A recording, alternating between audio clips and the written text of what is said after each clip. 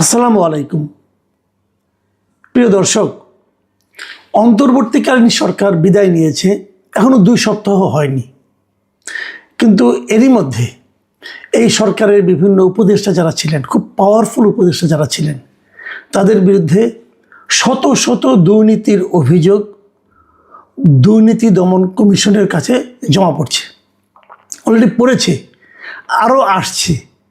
এবং দুর্নীতি দমন কমিশনের একাধিক কর্মকর্তা এই কথা স্বীকার করেছেন যে এই অভিযোগের চেহারা দেখে তাদের মনে হচ্ছে এটা একটা রেকর্ড হতে যাচ্ছে। মানে এত বেশি অভিযোগ এত অল্প সময়ে এর আগে কোনো সরকারের বিরুদ্ধে আসেনি। মাত্র 1.5 বছরের জন্য তারা দায়িত্ব নিয়েছিলেন, মাত্র 1.5 বছর। এবং এই 1.5 বছরে ওই যে বলে না, গ্রামে একটা কথা আছে না, যে আজান দিয়ে দুর্নীতি করা, এরা এই আজান দিয়ে দুর্নীতিতে নেমে পড়েছিল। এই অন্তর্বর্তীকালীন সরকারে যারা সর্বোচ্চ ব্যক্তি ছিলেন, যারা উপদেষ্টা ছিলেন, তারাই এই কাজ করেছেন।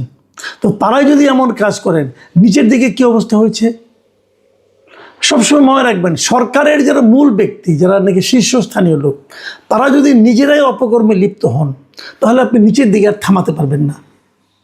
এখন উপরের দিকে যেটা হয়েছে বলে আমরা এরই মধ্যে খবর পাচ্ছি, নিচের দিকের প্রকৃত চেহারা যে কী সেটা জনগণ জানে। জনগণের শরীরের উপর দিয়ে গেছে সেই দুর্নীতিটা, চাপটা। কাজে মানুষ জানে কি ভয়ঙ্কর পরিস্থিতি সৃষ্টি করেছিল এই অন্তর্বর্তীকালীন সরকার ডক্টর ইউনূসের নেতৃত্বে। সবচেয়ে ভয়ঙ্কর এবং সবচেয়ে মর্মান্তিক বিষয় হচ্ছে, ডক্টর ইউনূসের নামেও একাধিক দুর্নীতির অভিযোগ এসেছে। কারা করেছে? তার যে গ্রামীণ টেলিকম, যেটা তাদের মূল আয়ের উৎস, গ্রামীণ টেলিকমের টাকা দিয়ে কিন্তু গ্রামীণের অন্য অনেক কিছু চলে।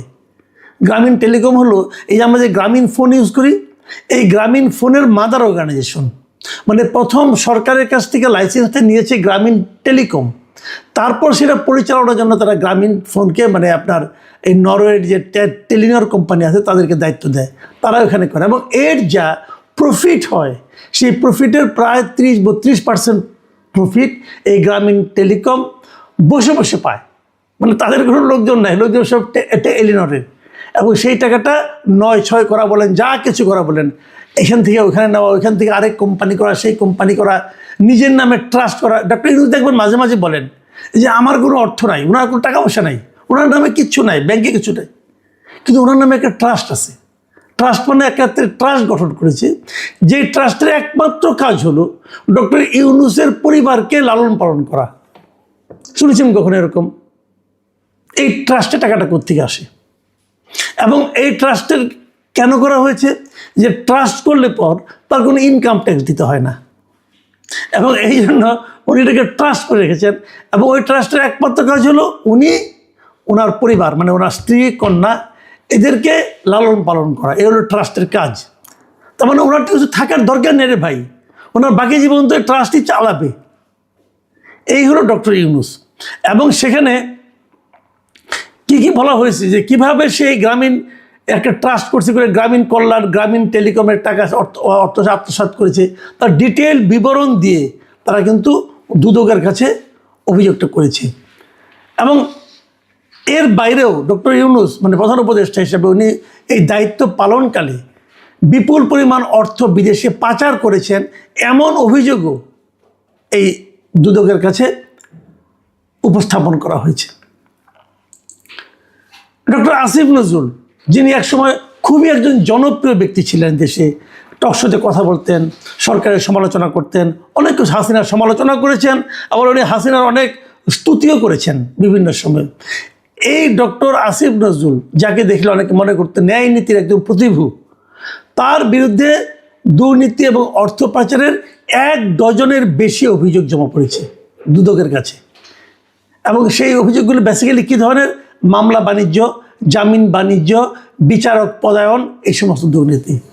মানে অমুক একজন বিখ্যাত ব্যক্তি, মনে করেন তার নামে মামলা আছে, সেই মামলা তার জেলে যেতে হবে, তো ওনার হাজার হাজার কোটি টাকা আছে, উনি হয়তো ওখান থেকে কিছু কোটি টাকা তাকে দিয়ে দিলেন, বললেন যে আমাকে জামিন পাওয়ার ব্যবস্থা করে দেন, উনি ফোন করে জামিন পাওয়ার ব্যবস্থা করে দিলেন। এই ধরনের জামিন বাণিজ্য উনি করেছেন, মামলা বাণিজ্য করেছেন। আপনি দেখেন ওনারা বলেই কিন্তু এই আনিস আলমগীরের মতো লোক, সাংবাদিক, তারা কিন্তু জামিন পায়নি। আনিস আলমগীরের কী অপরাধ ছিল?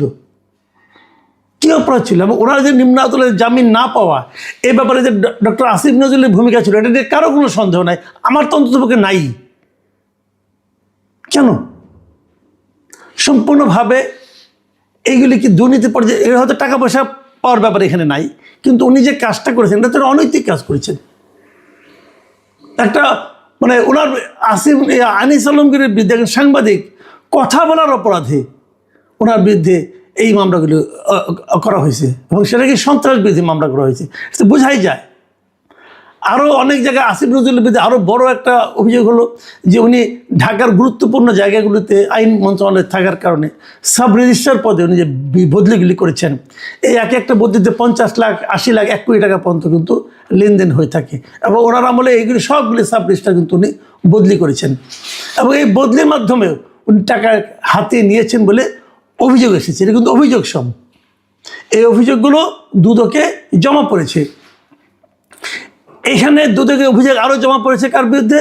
সৈয়দা রিজওয়ানা হাসান, এই যে পরিবেশ মন্ত্রণালয়ে ছিলেন, যিনি একসময় খুব বড় বড় ডায়লগ দিয়ে বলেছিলেন যে 52 বছর রাজনীতিবিদরা কিছু করতে পারে না বলে নাকি তাদেরকে আসতে হয়েছিল।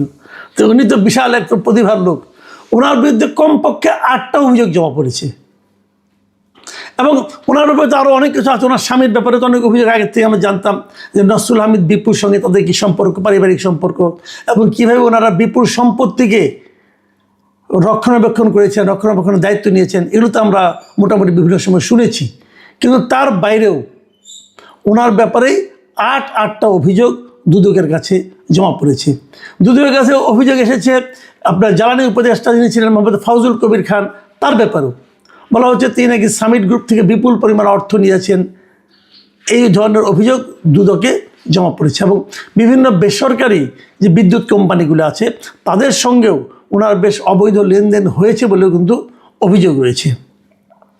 স্বাস্থ্য উপদেষ্টা যিনি ছিলেন নূরজাহান বেগম, এই নামে যে একজন ব্যক্তি ছিলেন এটাও তো জনগণ ভুলে গেছেন, যে উনি যে কী কাজ করেছেন কেউ জানে না।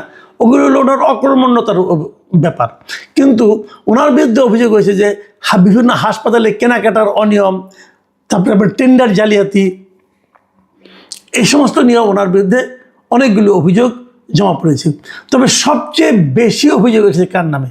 যাকে আমরা আগে বলতাম যে উনি ছিলেন ডক্টর ইউনূস সরকারের দুর্নীতির প্রতীক ছিলেন, যিনি সেই ছাত্র উপদেষ্টা আসিফ মাহমুদ সজীব ভূঁইয়া, তার বিরুদ্ধে সবচেয়ে বেশি অভিযোগ দুদকের কাছে জমা পড়েছে।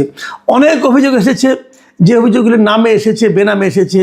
বেনামে অভিযোগই বেশি ছিল অন্যান্যদের বিরুদ্ধে, কিন্তু আসিফ মাহমুদ সজীব ভূঁইয়ার বিরুদ্ধে যে অভিযোগগুলি এসেছে তার ম্যাক্সিমাম অভিযোগ এসেছে নাম দিয়ে। এখানে তার নাম গোপন করার আর প্রয়োজন মনে করে নাই, মানে এত অকাট্য প্রমাণ সহ অভিযোগ এগুলি এসেছে যেগুলির মধ্যে তারা নাম সহ তারা অভিযোগ করেছে। এবং এখানে প্রায় 1000 কোটি টাকার দুর্নীতির অভিযোগ এই আসিফ মাহমুদ সজীব ভূঁইয়ার বিরুদ্ধে এসেছে। ইদানিং দেখবেন উনি এনসিপির মুখপাত্র হয়ে দাঁড়িয়েছেন। আমি বুঝতে পারি না এনসিপি কেন এই রকম একটা, মানে যার বিরুদ্ধে এত অভিযোগ আর দুর্নীতির অভিযোগ, তাকে কি করে মুখপাত্র বানায়, এটা আমার কাছে বোধগম্য নয়। আমার তো মনে হয় যে এই কারণে এই ওনার বদনামের ভাগ কিন্তু শেষ পর্যন্ত এনসিপিকে নিতে হতে পারে। কেন এনসিপি এগুলি করতেছে আমি জানি না, কারণ উনি যখন দুর্নীতিবান প্রমাণ হবে, দুর্নীতিবান বলে প্রমাণিত হবেন, তখন সেই দায় কিন্তু আসলে এনসিপির ঘাড়ে পড়বে। অনেকে তো এমন কথা বলেন যে তার টাকাতেই নাকি এনসিপি চলে, হতে পারে আমি জানি না। উনি শুনলাম সামনে নাকি মেয়রের নির্বাচনও করবেন ঢাকা দক্ষিণে, সেটাও জনগণ দেখবে তাকে কীভাবে করবে, কিন্তু তার বিরুদ্ধে সবচেয়ে বেশি অভিযোগ এসেছে। প্রিয় দর্শক, আমরা জানি না এগুলি কি হবে, তবে আমরা আশা করব দুদক এই সমস্ত অভিযোগগুলো খতিয়ে দেখবে এবং দুর্নীতি সে যেই করুক, মানে ABCD, উচ্চপদস্থ, মধ্যপদস্থ না নিম্নপদস্থ না গরিবরা ধনী না বিখ্যাত ব্যক্তি রাজনৈতিক নেতায় যে হোক, সে দুর্নীতি এর বিরুদ্ধে জিহাদ ঘোষণা করতে হবে। দুর্নীতির কোনো ছাড় নাই। যিনি দুর্নীতি এই দেশটাকে শেষ করে দিয়েছে, আজকে এই দেশটার যে দুরবস্থার কথা আমরা বলি, তার মূল কারণ হলো দুর্নীতি। আমরা শেখ হাসিনা সরকার আমলে দেখেছি কীভাবে হাজার হাজার কোটি টাকা বিদেশে পাচার হয়ে গেছে, ব্যাংক লুট হয়ে গেছে। আমরা দেখেছি দুদক তখন কোনো ভূমিকা রাখে নাই।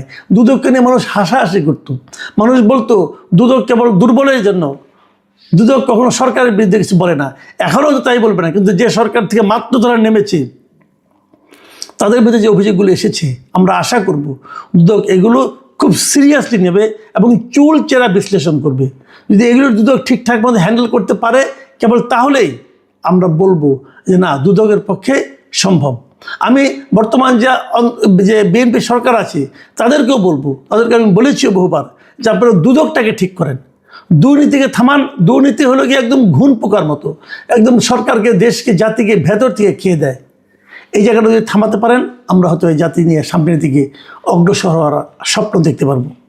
প্রিয় দর্শক, আমরা অপেক্ষা করব দুদক এদের ব্যাপারে কী ব্যবস্থা নেয় সেটা দেখার জন্য। এখন এ পর্যন্তই। আল্লাহ হাফিজ।